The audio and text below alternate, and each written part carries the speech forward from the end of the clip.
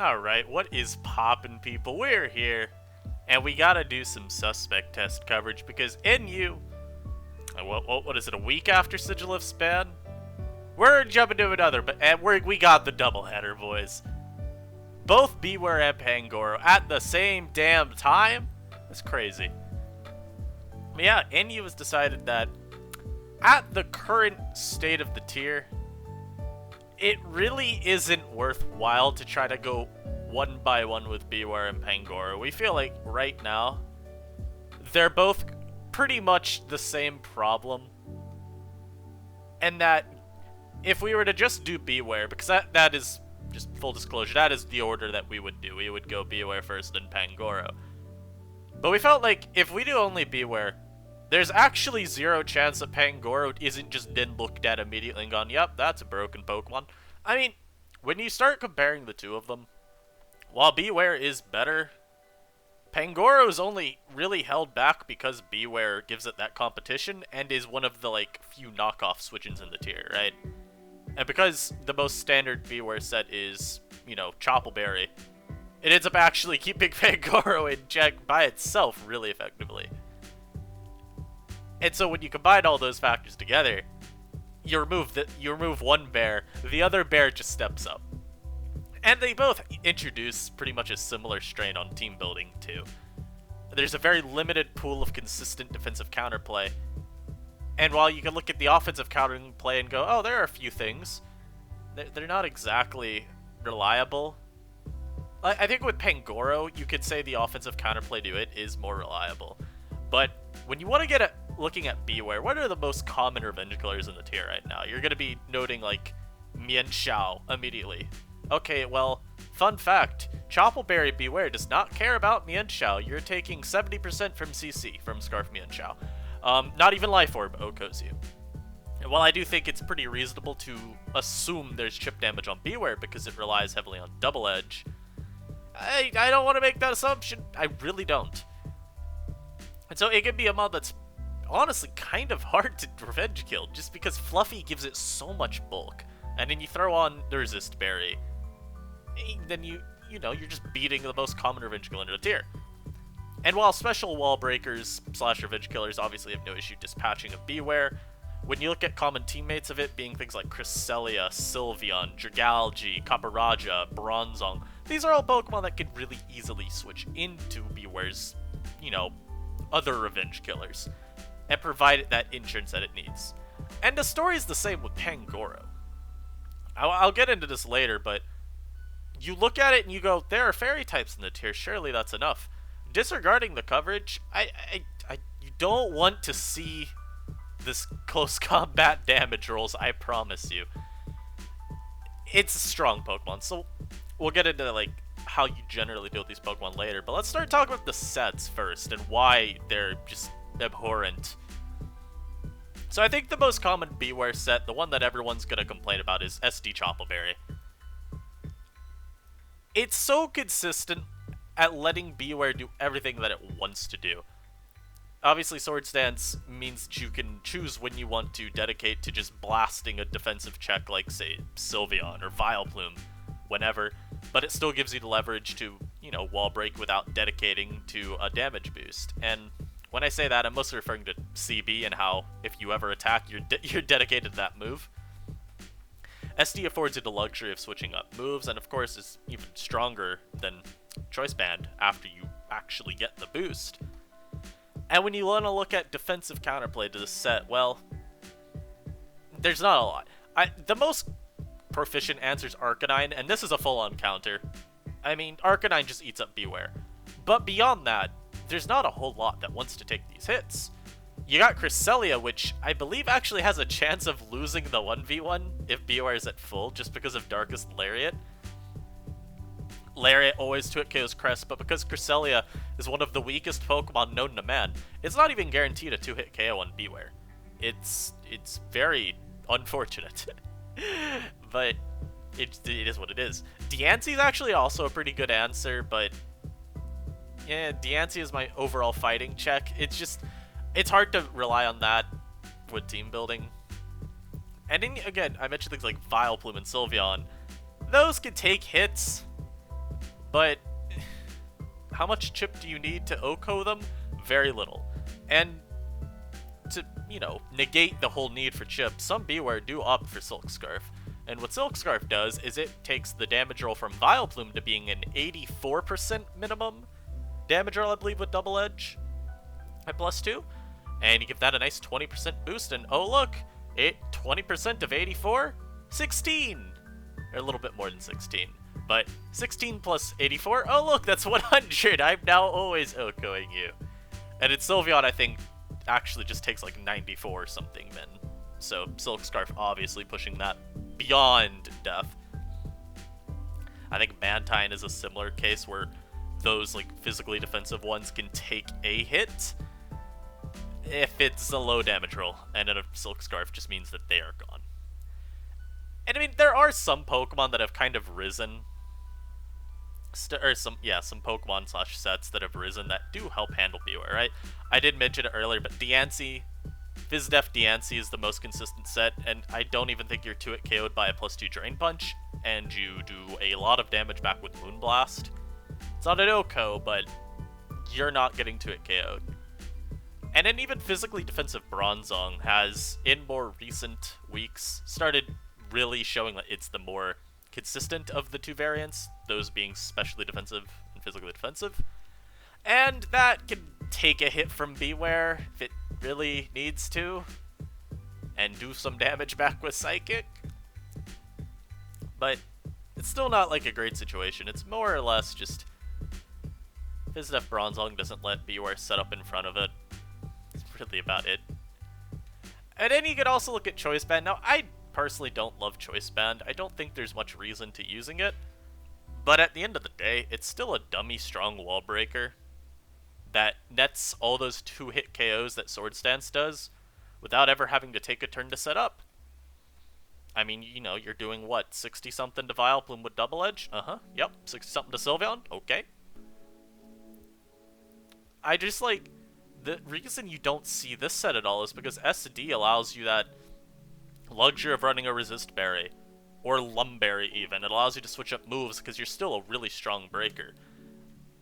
SD lets you take better advantage out of the defensive traits of Bewear, whereas Choice Band's just saying, okay, me strong wall breaker, me click attack, you die. It's just very low brain power required to pilot Choice Band to some modicum of success, because at the end of the day, you could always click that Double Edge and do a lot of damage. Whereas, oh, that's not what I meant to click. Don't worry about what you saw there. I'm pretty sure it's literally just Facebook Spotlight scheduling stuff, but yeah. But SD Bewear lets you, better exploit the defensive traits of the Pokemon, and I think that is a very valuable trait. But then we can talk about Pangoro. Now, as we said earlier, Pangoro takes a lot of the counterplay to Bewear and flips it on its head. Arcanine does not check this. Scrappy lets you ignore Intimidate this generation, and so this does not take 2 CCs. It can't even try to weaken you a little bit for another Pokemon.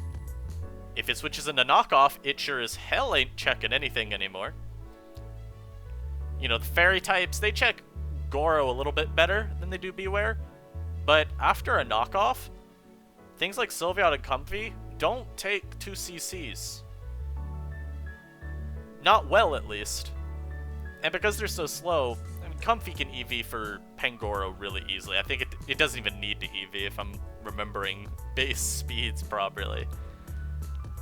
But it's going to be constantly forced to synthesis from there on out. And of course, it's always risking getting caught by coverage, be it Iron Head or Gunk Shot. Meaning that it's just such a flimsy form of defensive counterplay. Diancie, that doesn't resist CBCC. I'm sorry to inform you. Mudsdale does not check this Pokemon. And only something like Vileplume is probably about the most consistent defensive check you'd find, and a lot of them end up running itemless solely so that it can deal with Pangoro just a little bit better. And I mean, you even have something like Talonflame, which kinda counts, and Talonflame's a pretty decent answer to Bewear, all things considered. You get rocked by Double Edge regardless. Don't, make no mistakes about it. But you could take that double edge, take like 60 or 70, it's around that range. And then Bewear is pretty much immediately forced out because, like, okay, if they roost up, I'm not KOing with the next one. I'm consistently threatening myself with a flame body burn. You can at least bother the Bewear user. Goro doesn't really care as much. Being able to switch into CC is a little annoying, but a knocked off Talonflame is a very sad Talonflame. And because of how strong Pangoro is, that knockoff is doing 5 million. And then the set that I think, again, like Bewear, there's another set that just isn't used as much. I think with Pangoro, Choice Band's just so much easier to justify on it, because Choice Banded Knockoff is one of the best moves in the game.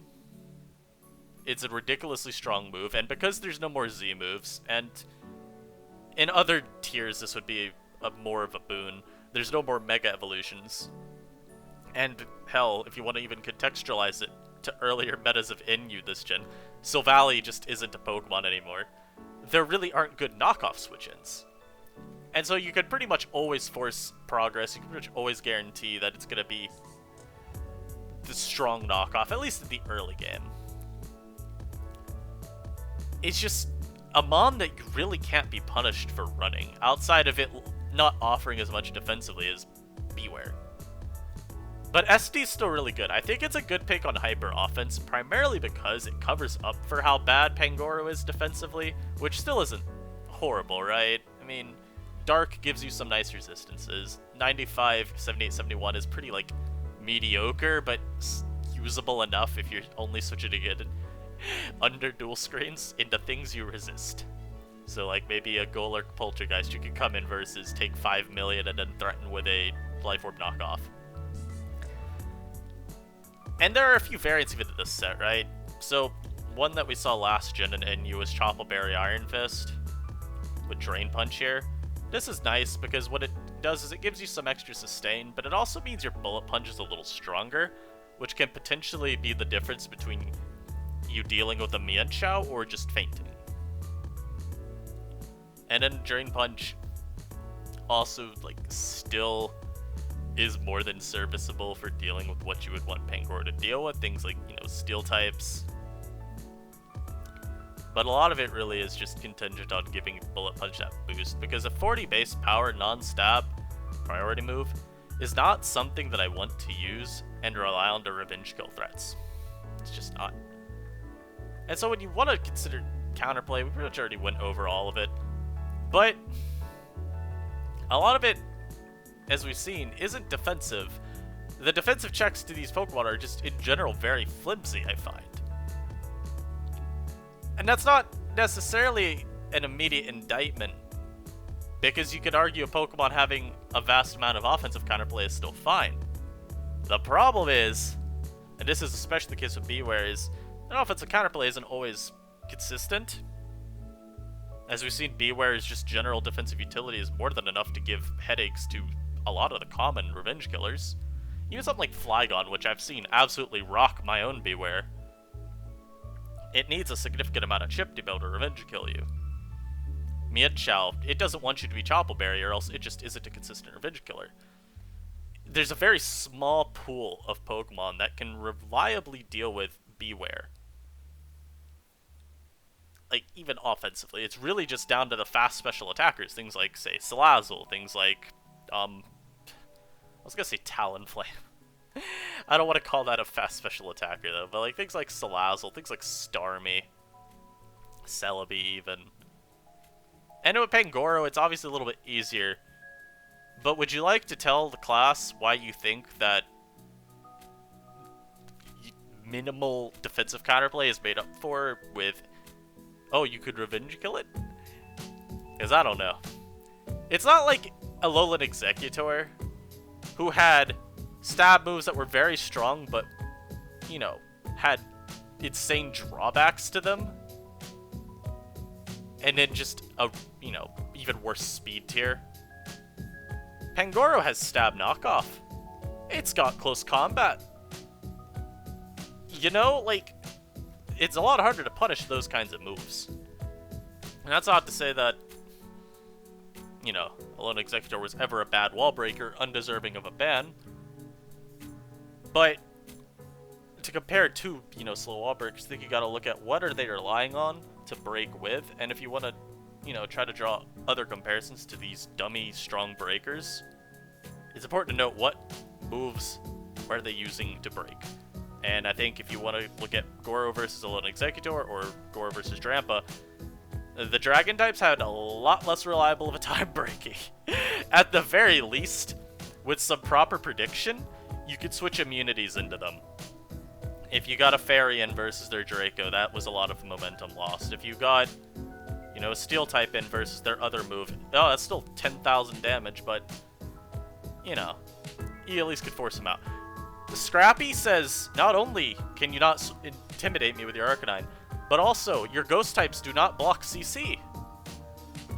Stab Knockoff is just always progress as well. You can't ever try to find like a resist to that. That's not going to be at least somewhat disappointed in losing its item. Again, like the most, I guess, consistent defensive answer to this mod probably ends up being itemless Vileplume. And that Pokemon has its own issues because you're going itemless instead of Black Sludge. You are constantly going to hate taking any sort of entry hazard damage.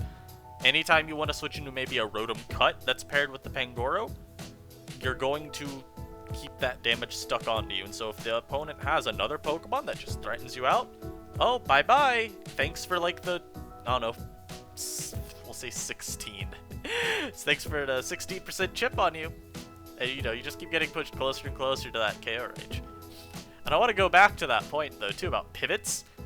These Pokemon both have insane synergy with common pivots. So when we talk about what's commonly seen as a pivot tier, think about Pokemon like, say, Celebi.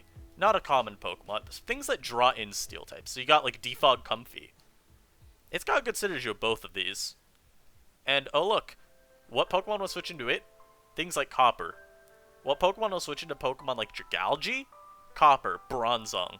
These are Pokemon that Bewear and Pangoro love being given a free turn in versus.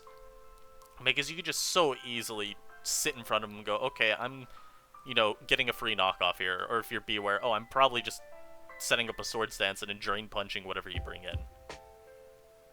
It's just the amount of inherent synergy that these Pokemon have with the pivots kind of negates a lot of the issues that you would maybe have switching them in. Less so for Bewear, more so Pangoro, but it makes up for those defensive shortcomings that you might try to attribute to these Pokemon. And yeah, again, being super vulnerable to some of the special wall breakers in the tier because of poor special bulk and poor speed definitely sucks, but it's not some insurmountable thing that you can't fix in team building. I mean, we got how many Pokemon that consistently deal with those mons?